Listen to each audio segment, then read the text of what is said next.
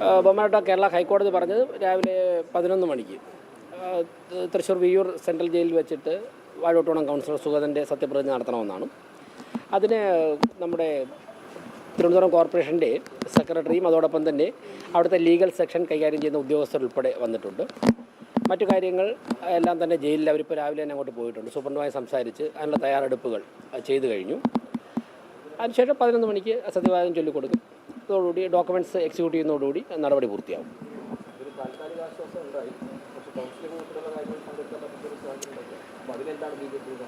അല്ല, 5 വർഷത്തേക്ക് വളരെ ഭംഗിയായിട്ട് ഭരിച്ച് മുന്നോട്ട് പോവുകയാണ്. അത് കഴിഞ്ഞുള്ള കാര്യങ്ങൾ നമുക്ക് അതിന് ശേഷം പറയാം. 5 വർഷം കുഴപ്പമൊന്നും ഉണ്ടാവില്ലെന്ന് പ്രതീക്ഷിക്കുന്നു. 5 വർഷമല്ല, ഞാൻ രാവിലെ തന്നെ പറഞ്ഞേക്കാം. ഞങ്ങൾ 2047 ഇന്ത്യ ഏറ്റവും വലിയ സാമ്പത്തിക ശക്തിയൊക്കെ ലോകത്താകുമ്പോഴേക്കും അതിൽ ഏറ്റവും കൂടുതൽ കോൺട്രിബ്യൂട്ട് ചെയ്യുന്ന കോർപ്പറേഷനുകളിൽ ഒന്ന് തിരുവനന്തപുരം കോർപ്പറേഷനായിരിക്കണം 2047. ഈ ലക്ഷ്യം വെച്ചാണ് തിരുവനന്തപുരം കോർപ്പറേഷൻ ഭരണസമിതിയും അവിടുത്തെ ജനങ്ങൾ മുന്നോട്ട് പോകുന്നത്.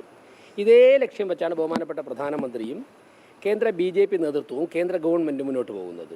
അതിനാണ് ഓരോ ദിവസവും അടിത്തറ വർദ്ധിച്ചുകൊണ്ടിരിക്കുന്നത്. വരാൻ പോകുന്ന ദിവസങ്ങളിൽ നടക്കുന്ന പ്രഖ്യാപനങ്ങൾ നിങ്ങൾക്കത് കൂടുതൽ ബോധ്യപ്പെടുത്തും.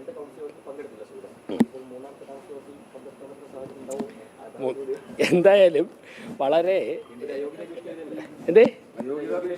ഞാൻ ഇന്നലെ തിരുവനന്തപുരത്ത് പറഞ്ഞല്ലോ, ഈ ടേമിൽ ആരും അയോഗ്യരാവാൻ പോകുന്നില്ല. അയോഗ്യരാകുന്ന സാഹചര്യം ഉണ്ടാകാതെ മേയർ എന്നുള്ള നിലയ്ക്ക് സംരക്ഷിക്കും. ഭരണസമിതി എല്ലാവരെയും പരസ്പരം സംരക്ഷിച്ച് തന്നെ മുന്നോട്ട് പോകും. 101 പേര്.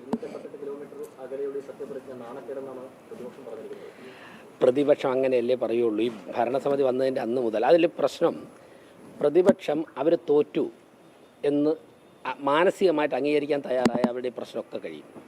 പരാജയപ്പെട്ട വേറെ വലിയ ഡെക്കറേഷനൊന്നും ഇല്ലാതെ ഞങ്ങൾ പരാജയപ്പെട്ടു പോയി, പ്രതിപക്ഷമായിട്ട് പ്രവർത്തിക്കാം എന്ന് അവർ ബോധ്യപ്പെട്ട് കഴിഞ്ഞാൽ ഈ പ്രശ്നങ്ങളൊക്കെ തീരും. അവരുടെ ഈ മാനസിക സംഘർഷത്തിനൊക്കെ ഒരു അയവ് വരും.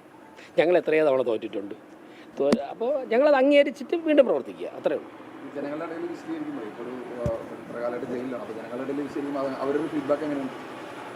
അവർ ഭരണസമിതിയെ, തിരുവനന്തപുരത്തുള്ള ജനങ്ങൾ ഭരണസമിതി നന്നായിട്ട് പിടിച്ചു. നിങ്ങളെയൊക്കെ സഹപ്രവർത്തകർ തിരുവനന്തപുരത്തുണ്ടല്ലോ, നിങ്ങൾ അവരെയൊക്കെ വിളിച്ചിട്ട് ഭരണസമിതി ഓരോ ദിവസവും ചെയ്യുന്ന കാര്യങ്ങൾ അതിനെക്കുറിച്ചുള്ള അവരുടെ അഭിപ്രായങ്ങൾ നിങ്ങൾ ചോദിച്ചു നോക്കിയാൽ മതി.